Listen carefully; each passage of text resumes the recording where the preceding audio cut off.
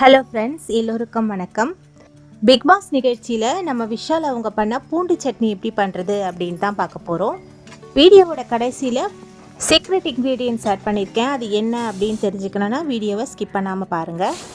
இந்த பூண்டு சட்னி நீங்கள் மெத்துன்னு இட்லியோடையும் சூடான சாதத்தோடையும் சப்பாத்தியோடையும் சாப்பிடலாம். முதல் பூண்டை நம்ம உரிச்சிக்கணும். அது நம்ம நார்மலாக உரித்தோம் அப்படின்னா பூண்டு உரிக்க வராது.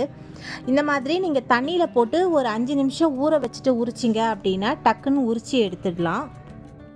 15லேருந்து 20 பல் பூண்டு நான் எடுத்திருக்கேன். உங்களுக்கு எந்த அளவுக்கு வேணுமோ நீங்கள் அந்த அளவுக்கு எடுத்துக்கங்க. இதை நல்லா தட்டி எடுத்துக்கலாம்.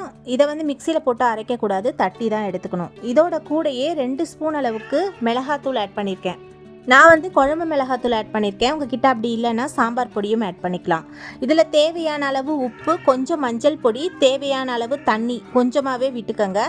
இதையெல்லாம் சேர்த்து நல்லா பேஸ்ட்டாக மிக்ஸ் பண்ணிக்கோங்க. இப்போ நான் கடாயில் எண்ணெய் விட்டு வச்சுருக்கேன். நல்லெண்ணெய் விட்டிங்க அப்படின்னா இன்னும் சூப்பராக இருக்கும். இதில் நான் கடுகு, சீரகம் ஆட் பண்ணியிருக்கேன். கடுகும் சீரகமும் நல்லா பொரிஞ்சதுக்கப்புறமா நம்ம மிக்ஸ் பண்ணி வச்சுருக்க பேஸ்ட் எடுத்து ஆட் பண்ணிக்கலாம்.